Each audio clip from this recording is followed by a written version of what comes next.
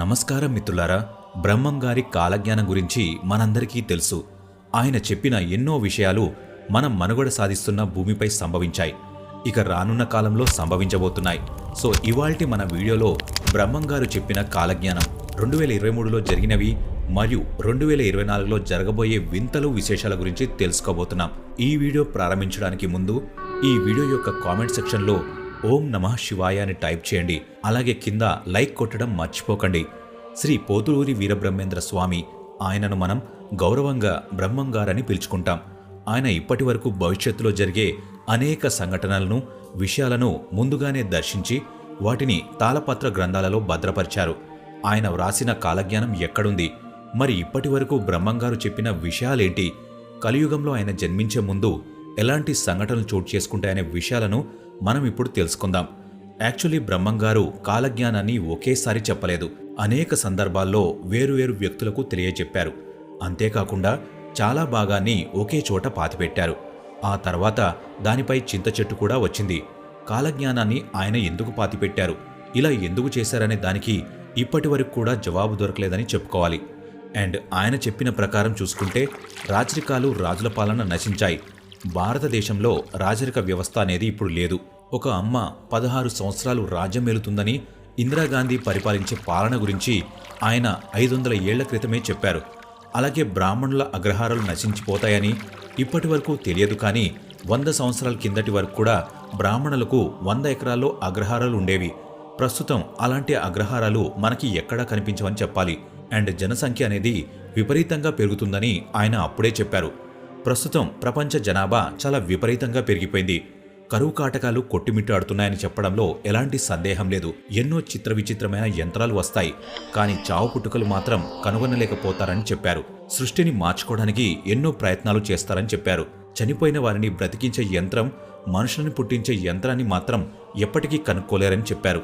బహుశా ఆయన చెప్పింది నిజమే, ఎందుకంటే ఆర్టిఫిషియల్ ఇంటెలిజెన్స్ ద్వారా మనిషిని పోలినటువంటి మరబొమ్మలను అండ్ మనుషుల మాటలకు సమాధానం ఇవ్వగలిగే మరబొమ్మలను తయారు చేయగలిగాడు. కానీ మనిషిని పుట్టించగలిగిన యంత్రాన్ని కానీ, మనిషి చావుని ఆపగలిగిన యంత్రాన్ని కానీ కనుగొనలేకపోయాడని చెప్పవచ్చు. వావి వరుసలు లేకుండా మనుషులు మృగాల్లా ప్రవర్తిస్తారని, ప్రస్తుతం నిజంగానే ప్రపంచంలో చాలా వరకు వావి వరుసలు మరచి అనవసరమైన సంబంధాలను పెంచుకుంటూ విధి వైపరీత్యాలకు కారకులవుతున్నారని చెప్పుకోవచ్చు. మరియు విదేశీయులు భారతదేశాన్ని పరిపాలిస్తారని బ్రహ్మంగారు చెప్పినట్లే బ్రిటిష్ వారి చేతుల్లో భారతదేశ ప్రజలు చాలా సంవత్సరాలు బానిసత్వం చేశారు. ఇదిలా ఉంటే 2023లో జరగనివి మరియు జరిగినవి, అలాగే 2024 సంవత్సరం యొక్క రాబోయే రోజుల్లో జరిగే వాటి గురించి బ్రహ్మంగారి కాలజ్ఞానంలో ఏముందని తెలుసుకుందాం. ముందుగా బ్రహ్మంగారు చెప్పిన విషయాలలో 2023లో జరిగినవి తెలుసుకుందాం. మొదటిది, ఇరు ప్రాంతాల మధ్య యుద్ధం కొనసాగి దేశాల మధ్య చిచ్చు పెడుతోందని తెలిపారు. యాక్చువల్లీ రష్యాలో ఉన్న యుక్రెయిన్ మధ్య వివాదం నేడు దేశాల మధ్య ఒక పెద్ద చిచ్చుగా మారి ఇంకా కొనసాగుతోంది. రెండవది, పొడవాటి డ్రాగన్ దేశం మిత్రత్వం అనే వంచన చేసి శత్రు దేశాలను దెబ్బతీయాలని చూస్తుంది. నిజంగా చైనా దేశం మన భారతదేశంతో మిత్రత్వం అనే వంచనను ఉపయోగించి ఎన్నోసార్లు దెబ్బతీయాలని చూసింది. మూడవది, వేర్వేరు ప్రయాణ చక్రాలు ఢీకొని పెను భయంకర ప్రమాదం సృష్టిస్తుందని తెలిపారు. నిజానికి ఆంధ్ర సరిహద్దులో జరిగిన ఇరు రైలు ప్రమాదాన్ని మరియు దేశంలో ఇటీవల జరుగుతున్న రైలు ప్రమాదాలను సూచిస్తుంది. నాలుగవది, ఇక అదేవిధంగా ఆయన కాలజ్ఞానాన్ని బట్టి చూస్తే కరోనా మహమ్మారి ఇంకా అవ్వలేదని, మరో కొత్త వైరస్ పుట్టుకొస్తోందని తెలిపారు. ఈ మహమ్మారి వచ్చిన తర్వాత నుంచి కీలకమైన మార్పులు చోటు చేసుకుంటాయని కాలజ్ఞానంలో వివరించారు. ప్రస్తుతం చూస్తున్నట్లయితే దేశంలో కరోనా తగ్గింది, కానీ ఈ 2023లో దానికి బదులుగా ఎన్నో కొత్త వైరసెస్ దాని నుండి రూపాంతరం చెందుతూ వస్తున్నాయి. బహుశా ఫ్యూచర్లో కొత్తవి మరియు కరోనా కంటే భయంకరమైనవి కూడా రావచ్చు. ఐదవది, భారీ వర్షాల కారణంగా భారతదేశంలో ప్రకృతి వైపరీత్యం భారీగా చోటు చేసుకుంటుందని తెలుపబడింది. నిజానికి 2023 సంవత్సరం ప్రారంభంలో ఉత్తర భారతదేశంలో ఉన్న హిమాచల్ ప్రదేశ్, పంజాబ్, చండీగఢ్, హర్యానా, రాజస్థాన్ అనేక ప్రదేశాలు తుఫాను మరియు వరదలతో మునిగాయి. అలాగే ఎంతో ప్రాణనష్టం మరియు ఆస్తి నష్టం జరిగింది. ఆరవది, రావణ కాష్టాన కల్లోలములు రేగి ఆ రాజ్యము కుప్పకూలెను. యాక్చువల్గా చెప్పాలంటే శ్రీలంక యొక్క ఎకనామీ ఇన్ఫ్లేషన్ వల్ల ఆ దేశంలో తినడానికి తిండి మరియు ఇతర సదుపాయాలు లేక ఆల్మోస్ట్ ఆ దేశం దివాలా ఎత్తే పరిస్థితులు కనిపించాయి. ఇక ఏడవదిగా అడవి మృగాలు దేవాలయ ప్రాంగణంలో ప్రవేశించి మానవులను చంపుతాయి. రీసెంట్గా చూసుకున్నట్లయితే ఈ సంఘటన చాలాసార్లు మన ఆంధ్రప్రదేశ్లో తిరుమల కొండపై చోటు చేసుకుంటుంది. 8వది నాస్తికత్వము ప్రబలుతుంది.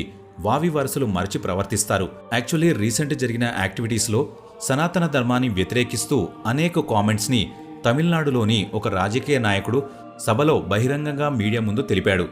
9వది మధ్యతూర్పులో ఉన్న దేశాలు ఆకలి మరియు స్థలాక్రమణ కోసం యుద్ధాలు చేసి వేలాది మంది పసి ప్రాణాలు అన్యాయంగా మరణిస్తారని తెలిపారు. రీసెంట్గా ఇరాన్ మరియు ఇజ్రాయెల్ పాలస్తీనా మధ్య యుద్ధం అక్కడున్న పెద్దల నుండి పిల్లల వరకు ఎంతో మందిని పొట్టన పెట్టుకుంది. ఇప్పుడు 2024 మరియు తదుపరి సంవత్సరాలలో జరగబోయే బ్రహ్మంగారు చెప్పిన కాలజ్ఞానం గురించి తెలుసుకుందాం. మొదటిది, పంటలు సరిగా పండక, పాడి పశువులు సరిగ్గా పాలివక భయంకరమైన కరువు సంప్రాప్తిస్తుంది. అంటే రానున్న కాలంలో ఇది చోటు చేసుకునే పరిస్థితి ఏర్పడుతుందని తెలుస్తుంది. రెండవది, శాంతమూర్తులకు కూడా కోపం విపరీతంగా వస్తుంది. వివిధ వర్ణాల వారు తమ ధర్మం వదిలి ఇతర ధర్మాలను ఆచరించి నాశనమవుతారు. 3, 5000 ఏళ్ల తర్వాత కాశీలో గంగ కనిపించకుండా మాయమైపోతుంది. ప్రస్తుతమున్న పరిస్థితిని చూస్తుంటే కాశీలో ఉన్న గంగా నది రోజు ఫ్యాక్టరీస్ నుండి వదిలే టాక్సిక్ వేస్ట్ వల్ల బాగా పొల్యూట్ అవుతుంది. బహుశా బ్రహ్మంగారు చెప్పినట్లు ఇంకా కొన్ని వందల సంవత్సరాలలో జరగవచ్చు. 4వది, ప్రపంచంలో పాపుల సంఖ్య పెరిగి పుణ్యాత్ముల సంఖ్య క్షీణిస్తుంది. రోజురోజుకి మన భూమిపై జరుగుతున్న సంఘటనలు చూస్తుంటే మనం ఇప్పటికే బ్రహ్మంగారు చెప్పినట్లుగా రాబోయే సంవత్సరాల్లో ఇవి జరగవచ్చు. 5వది, కోమటి కులంలో 25 గోత్రాల వారు మాత్రం మిగిలి ఉంటారు. ఉత్తర దేశంలో ఉత్తమ బేరీ కోమటి మహాత్ముడై నిలుస్తాడు. ఆ కోమటిని ప్రపంచమంతా కీర్తిస్తారు. 6, పట్టపగలు ఆకాశంలో నుండి పిడుగుల వాన పడి నిప్పుల వాన కురుస్తుంది. అందులో కొందరు మరణిస్తారు. 7, నేను రాబోయే ముందు ఒక విచిత్రం జరుగుతుంది. దానిని గుర్తించిన వారిని నేను రక్షిస్తాను.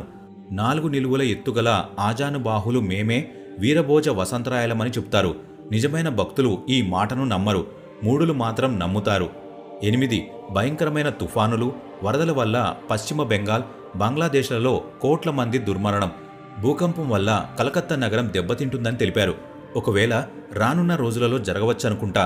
ఇప్పుడు మనం బ్రహ్మంగారు తెలిపిన పర్టికులర్ డేట్స్లో భవిష్యత్తులో జరగవచ్చనుకునే ఖచ్చితమైన విషయాల గురించి తెలుసుకుందాం. 1, దాదాపు 400 సంవత్సరాల క్రితం పోతులూరి వీరబ్రహ్మేంద్ర స్వామి గారిచే బనగానపల్లెలో చింత చెట్టు కింద భద్రపరచబడ్డ కాలజ్ఞాన తాళపత్రాలు తేదీ 7/8/2036 నాడు శ్రీ శ్రీ శ్రీ వీరభోగ వసంతరాయల వారిచే తీయబడి బహిరంగపరచబడతాయి. ఆనాటి నుండి వ్యక్తిగత, ప్రపంచ దేశాల భవిష్యత్తుకు సంబంధించి ఎలాంటి సవరణలు లేకుండా కాలజ్ఞానంలో రాయబడినట్లు యథాతథంగా జరుగుతాయి.